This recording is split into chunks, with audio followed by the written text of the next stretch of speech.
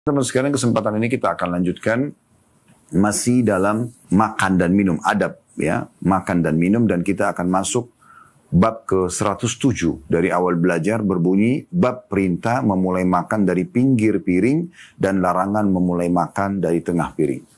Ini mirip dengan awal-awal kita membahas bab tentang kitab adab makan dan minum ya. Mungkin sebagian orang menganggap remeh tentang masalah ini. Apa sih yang dibahas? Masa dibahas tentang makan tangan kanan dengan misalnya makan apa yang di hadapannya atau hadapan seseorang yang kita sudah bahas pada pertemuan yang lalu, makan dengan membaca bismillah, seakan-akan ini sesuatu yang remeh gitu ya. Padahal sebenarnya bagi mereka yang menganggap remeh ini adalah poin yang sangat penting yang menandakan kesempurnaan justru Islam. Jadi ini kesempurnaan Islam karena Islam ternyata masuk dalam lini setiap penganutnya, dalam setiap lini kehidupannya. Masuk di setiap lini kehidupan para penganut, dari hal yang kecil sampai cara makan, cara minum ya. Kemudian sampai pada tingkat mengenakan pakaian, melepas pakaian, buang hajat ya, bersuci dari buang hajat tersebut, mandi, segala macam hal, sampai kepada hal yang besar dalam masalah hal ekonomi, kehidupan sosial, kemudian politik dan segala macam, semuanya ditata dengan begitu rapi karena memang agama ini dari Sang Pencipta Allah Subhanahu wa taala yang memang menciptakan segala sesuatunya dan mengetahui ya bagaimana tatanan yang paling tepat untuk semua itu. Baik teman-teman sekalian, di bab ini masalah bab memulai makan dari pinggir piring ini ada alasan kenapa anjuran untuk makan dari pinggiran piring tersebut. Minimal dengan dua alasan. Yang pertama adalah untuk menunjukkan, yang pertama untuk membuat agar makanan tersebut ya mendapatkan keberkahan secara totalitas. Karena umumnya berkah itu diletakkan atau Allah SWT turunkan keberkahan atau kecukupan di tengah-tengah makanan. Sehingga kalau kita makan di tengah-tengahnya, maka secara otomatis pinggirnya tidak akan kemakan nantinya, ya, karena keberkahan sudah didapatkan. Oleh karena itu dimakan dari pinggirnya semua, ya, sehingga nanti puncaknya adalah kita makan di tengah-tengahnya. Nah ini secara teori agamanya atau pandangan syar'inya atau syariatnya. Sementara dari sisi yang lain adalah ini adab dan tata krama. Jadi kalau ada orang makan misalnya sepotong roti, tapi yang dicuil sama dia tengah-tengahnya, maka ini pemandangan, ya, pandangan yang dilihat oleh orang negatif. Kok kenapa? Kayak kurang pantas gitu.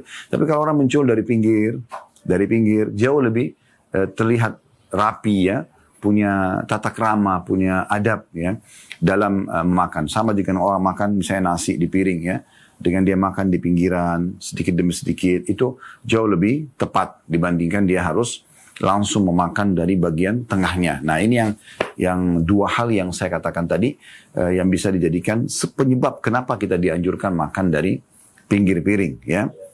Baik, kita akan bacakan yang diangkat oleh Imam Nawawi rahimahullah di dalam bab ini.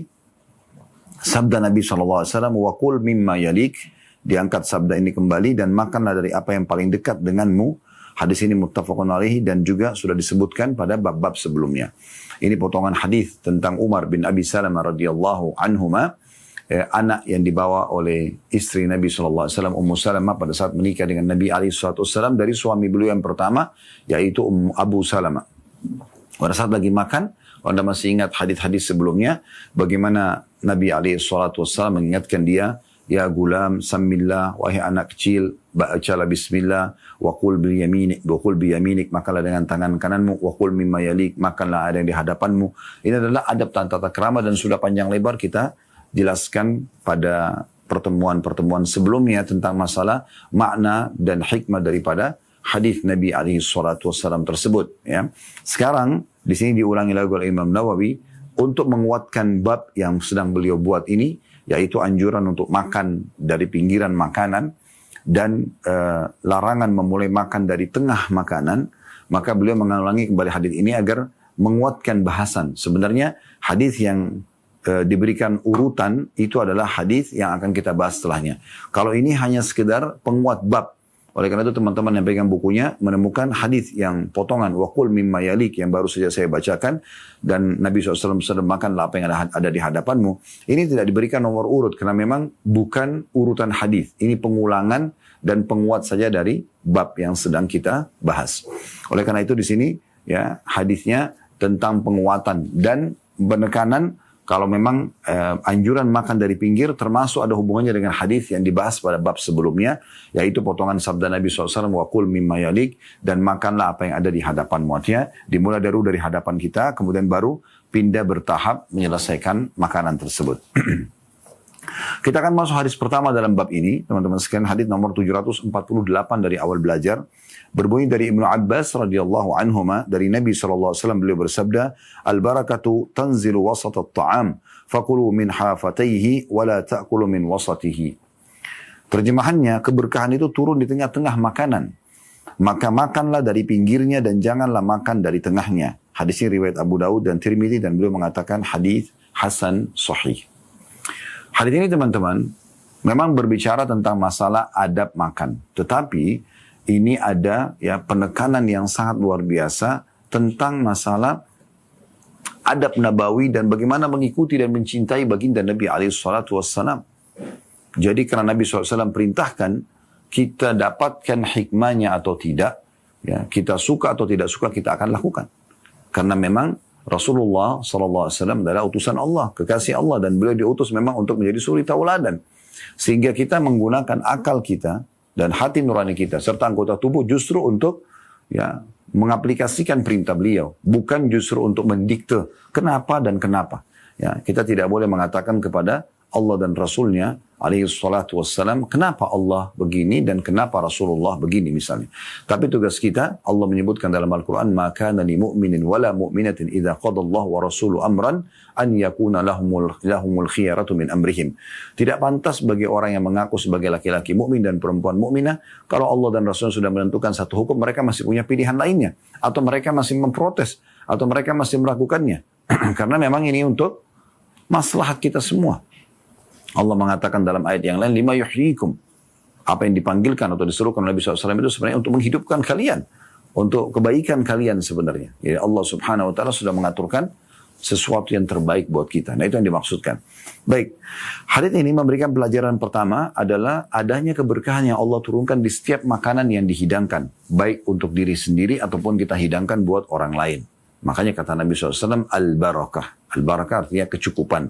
Allah Subhanahu Wa Taala akan memberikan dengan mengkonsumsi bagian yang Allah turunkan berkah di situ, dan dipastikan semua makanan akan ada keberkahannya. Disitulah ya kecukupan yang akan didapatkan. Artinya kalau Anda makan, insya Allah sudah mencukupi ya untuk kebutuhan Anda. Itu yang pertama. Jadi Allah akan turunkan di setiap makanan itu keberkahan. Di setiap makanan itu adalah ada keberkahan. Tentu di sini kita bicara teman-teman sekalian karena berbicara masalah hukum agama, berarti makanan yang halal tentunya ya. Jadi tidak, Allah Subhanahu Wa Taala tidak hubungkan antara keberkahan ini dengan makanan yang haram, karena Allah Subhanahu Wa Taala melarang kita konsumsi haram. Misalnya ada orang mengkonsumsi babi kemudian dia mengatakan ini ada berkahnya, ya. Tapi keberkahan akan turun kepada makanan memang yang halal. Apa yang Allah haramkan dari babi, dari bangkai, darah misalnya, ya. Maka ini tentunya ya tidak ada keberkahan padanya, ya. Itu yang pertama. Yang kedua, Allah Subhanahu Wa Taala menurunkan berkah di tengah-tengah makanan dengan hikmahnya. Dan saya sudah berikan gambaran tadi. Kita tidak perlu tanyakan kenapa Allah tidak taruh di pinggirnya, kenapa Allah tidak sebarkan saja keberkahan di seluruh makanannya. Ini keputusan Sang Pencipta Allah. Anda tidak bisa memprotes. Bagaimana Anda memprotes keputusan Sang Pencipta? Mirip dengan orang mengatakan, kenapa saya diberikan 2 mata? Kenapa tidak 3 mata aja atau 4 mata? 2 di depan, 2 di belakang. Ini keputusan Sang Pencipta. Kenapa kuping saya cuma 2? Kenapa jari-jari saya cuma 10 misalnya? Kenapa?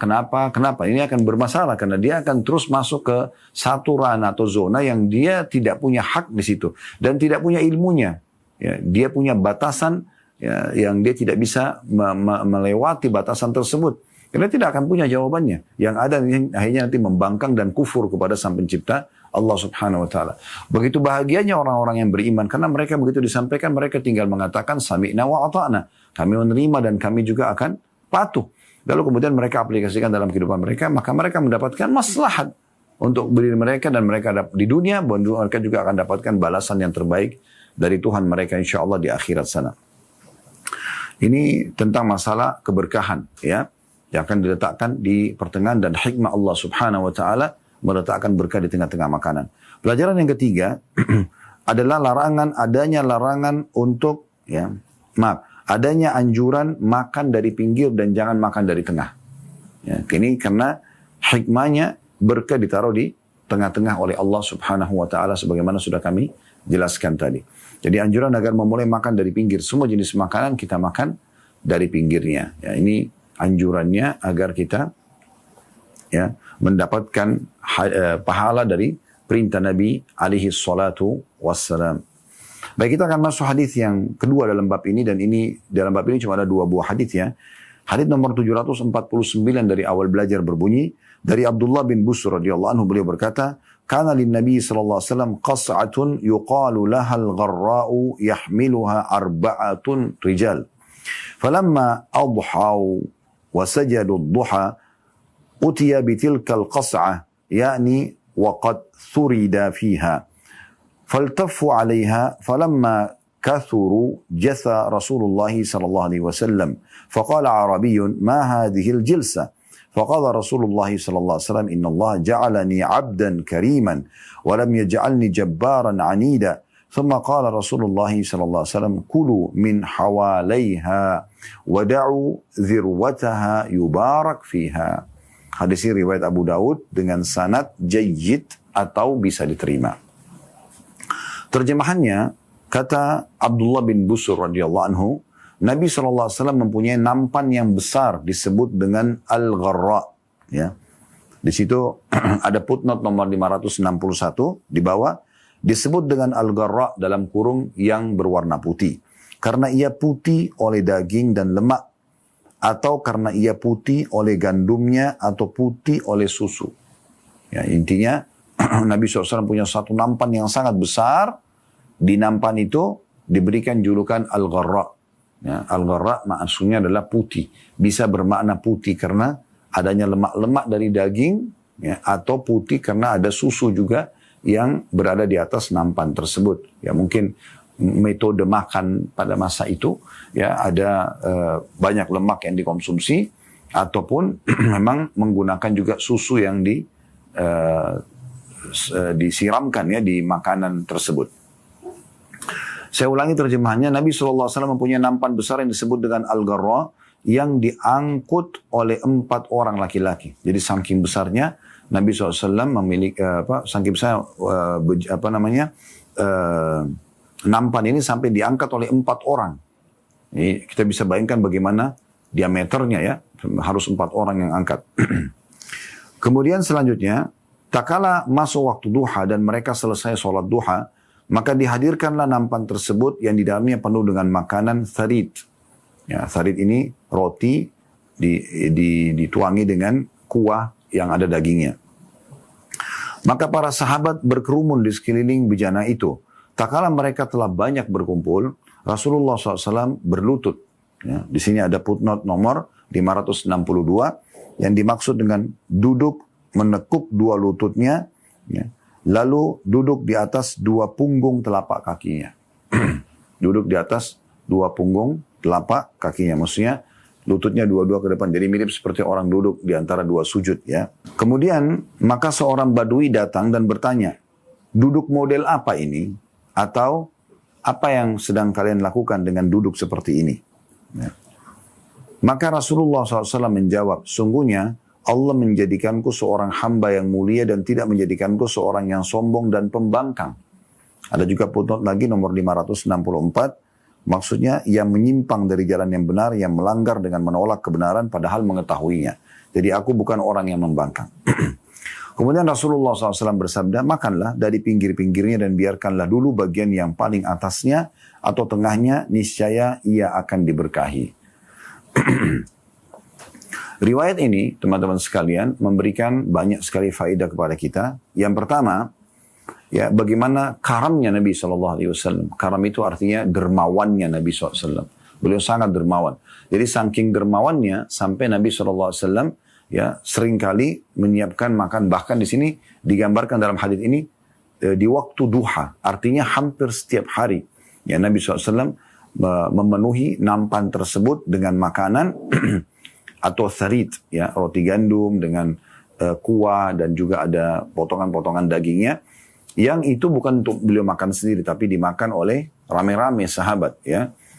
Sehingga di sini terlihat bagaimana karamnya beliau atau dermawannya Nabi SAW. Dan ini harusnya menjadi sifat setiap muslim dan muslimah. Bagaimana mereka memiliki sifat karam. Mereka memiliki sifat dermawan. Dan ini sudah sering kali kita ingatkan teman-teman sekalian. Kedermawanan itu adalah sifat dasarnya penghuni surga. Ya, sebagaimana di antara ulama salaf ada yang mengatakan, sesungguhnya kedermawanan itu adalah sebuah pohon di surga.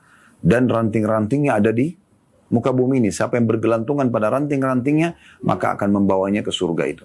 Dan bakhil atau pelit adalah sebuah pohon di neraka yang ranting-rantingnya di dunia. Siapa yang bergelantungan pada salah satu ranting-rantingnya, maka akan dibawa ke neraka tersebut.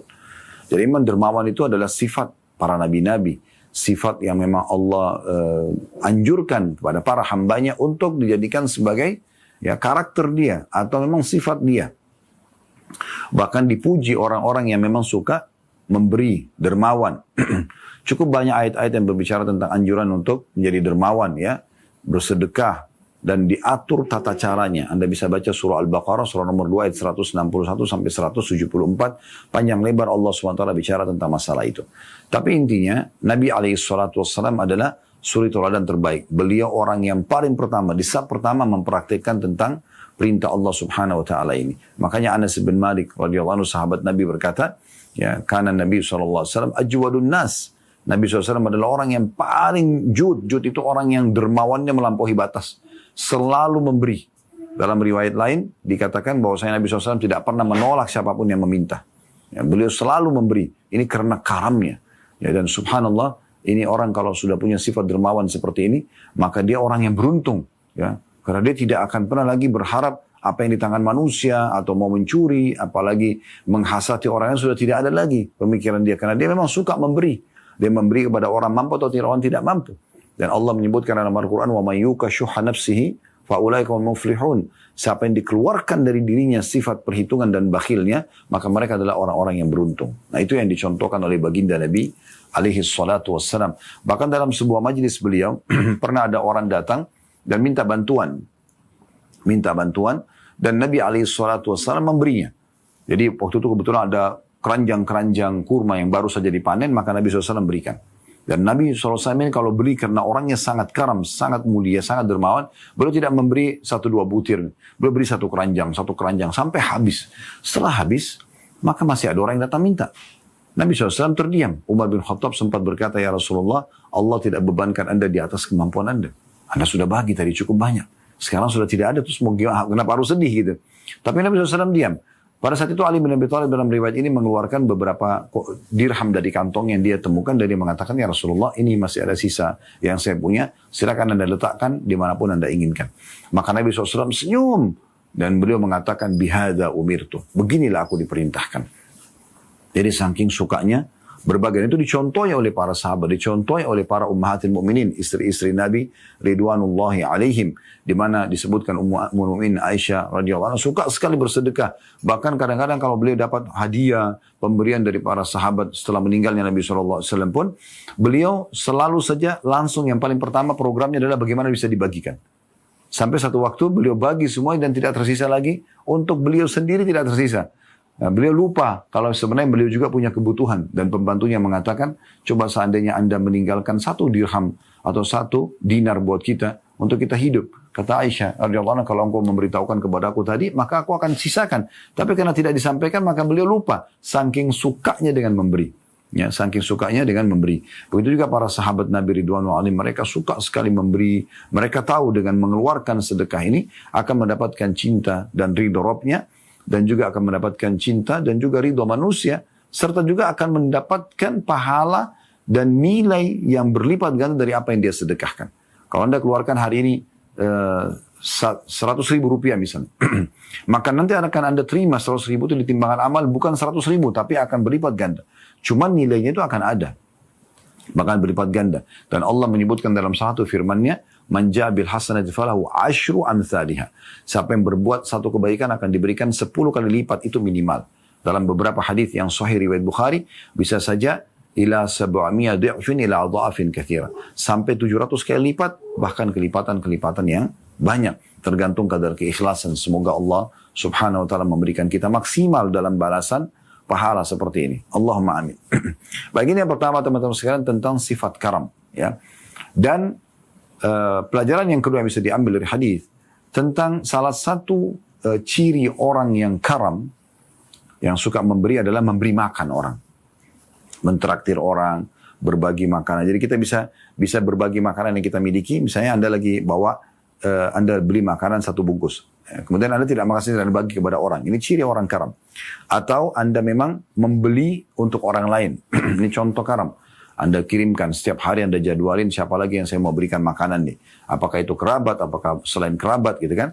Kemudian yang ketiga, Anda juga bisa saja makan bersama teman-teman, Anda traktir misalnya.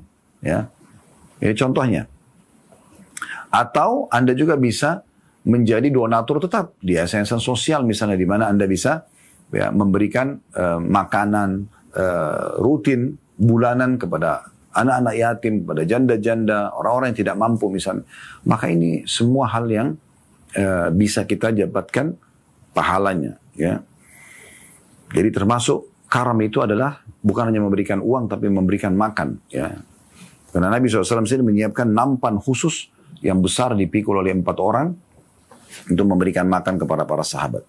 Kemudian pelajaran yang ketiga yang bisa diambil adanya ya waktu sarapan ya, di dalam Islam. Ya, jadi kalau ada orang mengatakan oh tidak ada sarapan misalnya, itu dia pribadi. Tapi kalau dalam agama memang ada. Ya, cukup banyak dalil tentang masalah adanya sarapan ini ya. Tapi mungkin orang tinggal bagaimana mengatur porsinya, jangan berlebihan. Ya, gitu. Ada mungkin orang sarapan cuma dengan segelas air misalnya, mungkin segelas susu misalnya. Ya, tapi kalau Anda mengikuti sunnah Nabi SAW, beliau menganjurkan agar mengkonsumsi 7 butir kurma ajwa di pagi hari, dan beliau menyebutkan keutamanya. Sampai mengkonsumsi 7 butir kurma ajwa di pagi hari. Ada penyebutan pagi harinya, gitu kan? Maka dia akan selamat dari semua jenis racun dan sihir. Dan dalam riwayat ini disebutkan, beliau menyiapkan ya, tharid, roti gandum tadi yang ada dituangkan kuah dan ada dagingnya yang dimakan rame-rame oleh para sahabat. Dan itu di waktu duha. Di waktu duha berarti di pagi hari ya. Di pagi hari. Nah ini pelajaran yang ketiga tentunya. Yang penting teman-teman jangan berlebihan dalam masalah mengkonsumsi makan pagi ya. Yang penting kita tahu ada makan pagi dalam agama Islam. Gitu kan? Kemudian yang keempat, kecuali Anda lagi puasa tentunya. Yang keempat, adanya makanan kesukaan Nabi SAW yaitu tharid. Ya. Ini roti gandum yang dicampur dengan kuah ya, yang ada dagingnya. Kemudian yang kelima, dan tidak ada salahnya seseorang mencoba makanan kesukaan Nabi SAW. Kemudian yang kelima, adanya anjuran untuk makan rame-rame. Ya, makan rame-rame ini sudah kita jelaskan di hadis sebelumnya juga ya. Bagaimana di hadis sebelumnya pernah ada sahabat yang mengatakan ya kita tidak makan tapi tidak kenyang-kenyang. Maka Nabi SAW ini di bab nomor 106 yang lalu ya, pekan lalu kita sempat bahas. Maka Nabi SAW mengatakan la'allakum taftarikun, mungkin kalian berpencar-pencar makan sendiri-sendiri. Kata para sahabat, kalau na'am, mereka mengatakan iya. Kata Nabi SAW, fajtami'u ala ta'amikum, kumpullah kalian makan sama-sama di satu wadah gitu ya. Wadhkuru smallah, dan sebutkan nama Allah bismillah pada saat makan, yubarak lakum fi, maka akan dicukupkan buat kalian.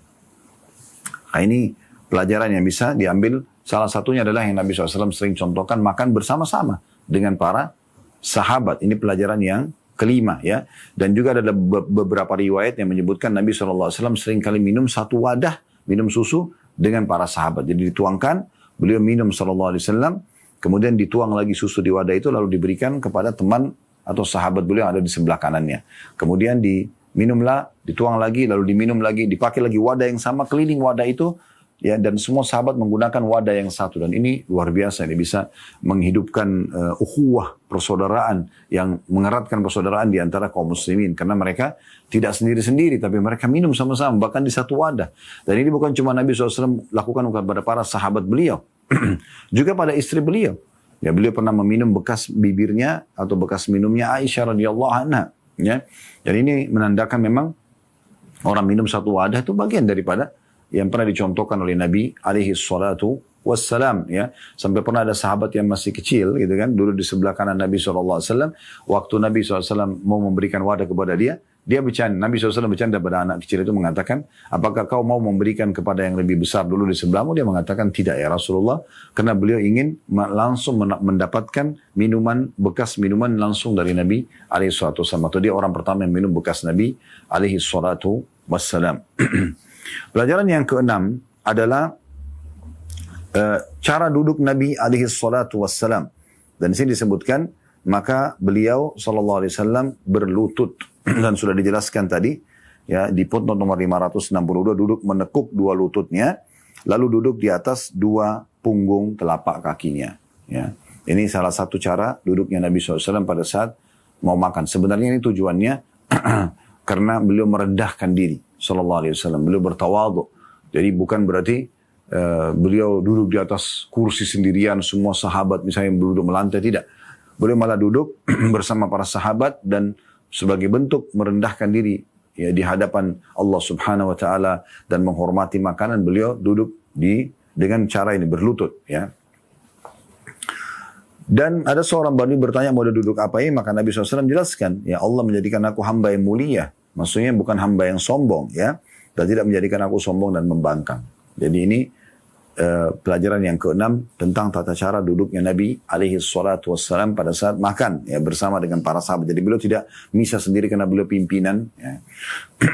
Kemudian pelajaran yang ketujuh, ini yang jadi saksi bahasan dalam hadis, yaitu adanya anjuran Nabi SAW untuk memakan dari pinggir makanan dan membiarkan dulu bagian tengahnya atau bagian atasnya. Misalnya kalau dia memanjang, ya, contoh, maka itu akan mendapatkan keberkahan. Mungkin kalau ada yang tanya, lalu kalau kita pegang es krim bagaimana? Sama, kita makan aja dulu dari atas, tidak apa-apa. Ini dianggap pinggirnya, ya. Yang penting kita coba berusaha memakan di sekitar pinggirnya. Nanti terakhir yang di kayunya itu ada sisa, ya. Di tengah-tengah mungkin itu yang terakhir, paling terakhir untuk kita makan. Dan subhanallah, kita juga kalau langsung fokus ke tengah-tengahnya misalnya, maka akan hancur yang sekelilingnya dan luka akan mubadzir, terbuang misalnya. Itu contoh saja. Dan juga kalau ada orang, subhanallah, di antara hikmah yang luar biasa memakan dari pinggir ini, kalau ada orang yang makan misalnya, dan ada orang lain juga, ya, yang akan ikut makan, lalu dia memakan dari tengah-tengahnya. Misalnya roti sudah dirobek sama dia atau diambil bagian tengahnya, maka akan bolong gitu. Membuat orang lain mungkin merasa kurang nyaman. Kenapa kok bolong tengah-tengahnya, ya? Tadi sudah saya jelaskan di awal pembukaan ini, sebuah tata kerama yang harusnya memang dijaga.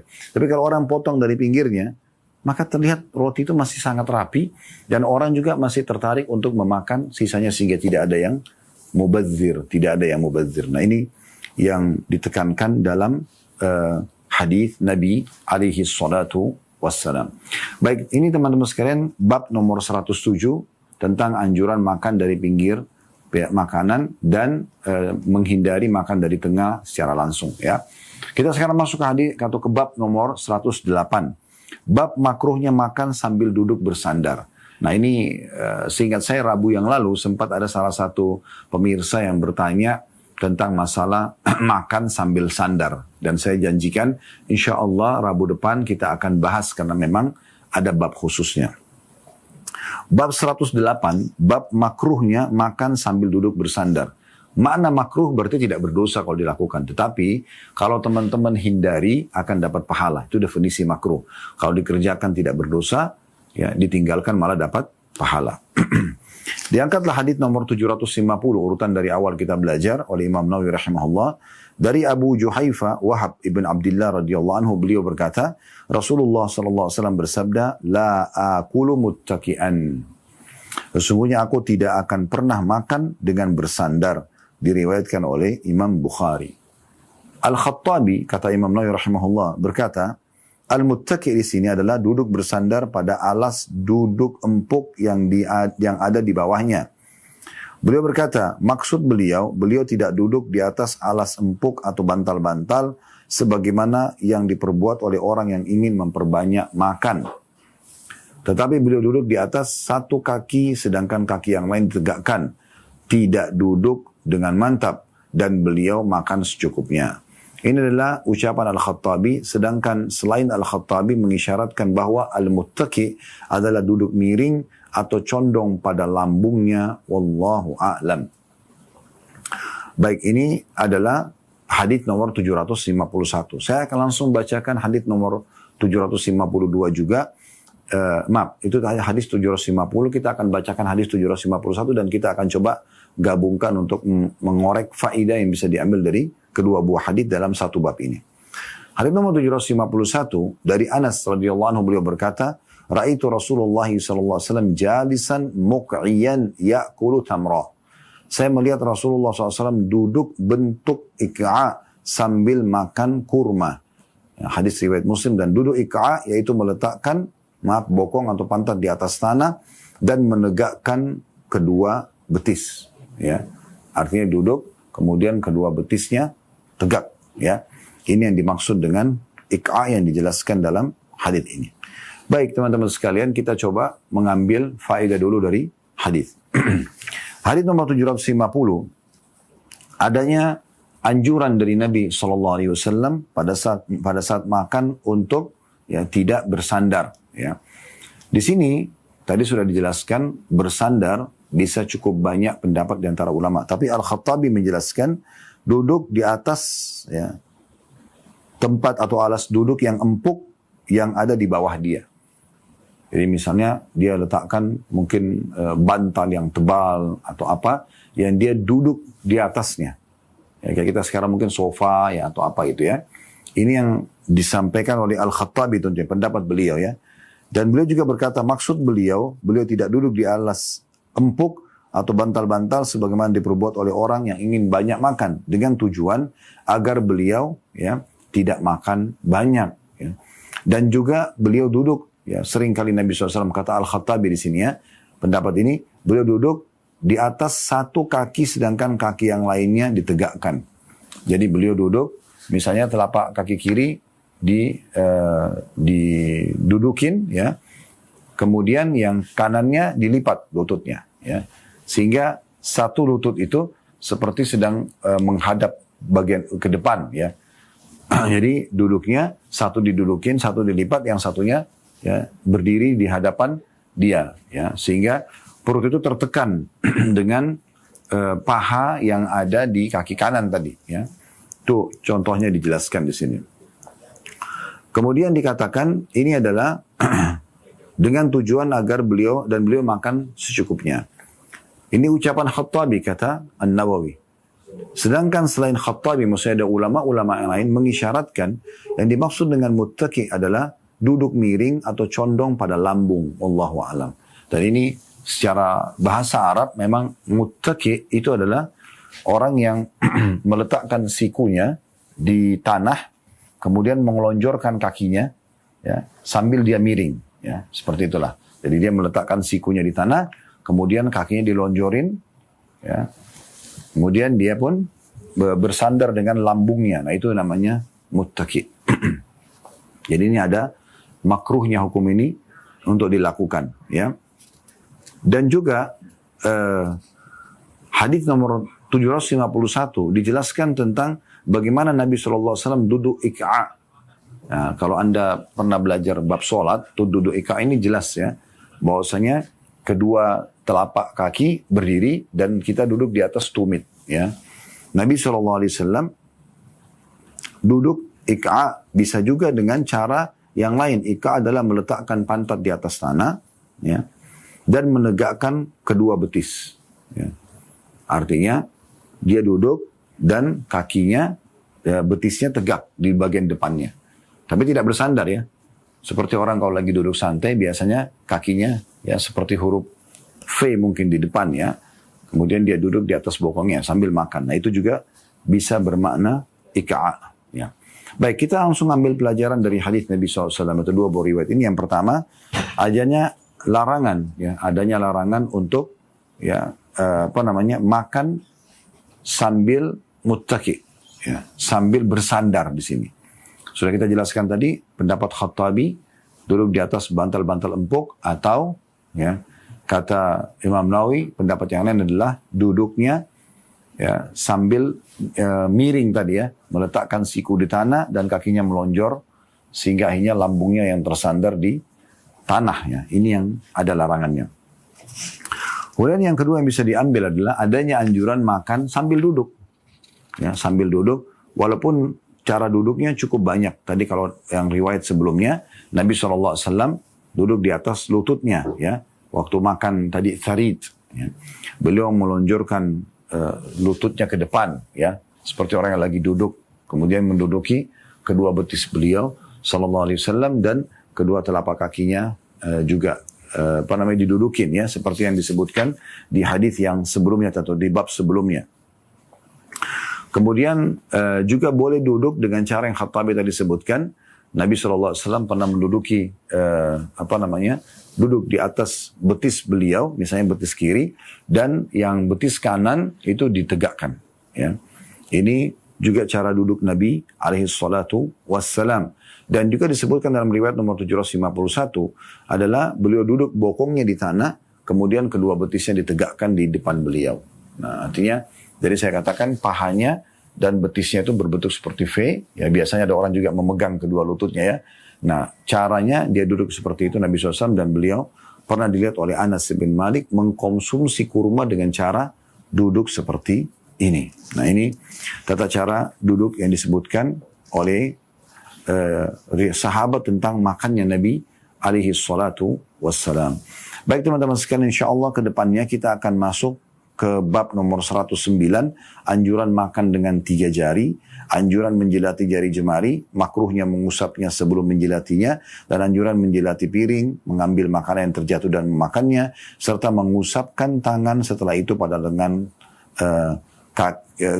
atau kaki dan lainnya. Ini ada bahasan selanjutnya yang kita bahas insyaAllah dari hadits nomor 752 sampai nomor 758.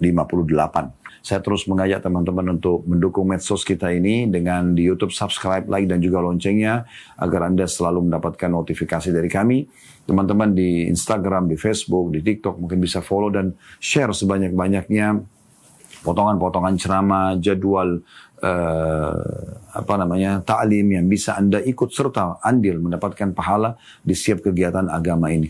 Begitu juga dengan kegiatan di Yayasan Sedekah Kreatif tadi, dan bagi teman-teman yang berminat juga untuk haji dan umrah, Allah amanahkan satu travel namanya Uhud Tour yang juga Anda bisa bergabung untuk ibadah Anda tentunya. Begitu teman-teman sekalian, kalau ada benar dari Allah, kalau ada salah dari saya mohon dimaafkan. Subhanakallahumma bihamdika asyhadu an la ilaha illa anta astaghfiruka wa atubu ilaik. Wassalamualaikum warahmatullahi wabarakatuh.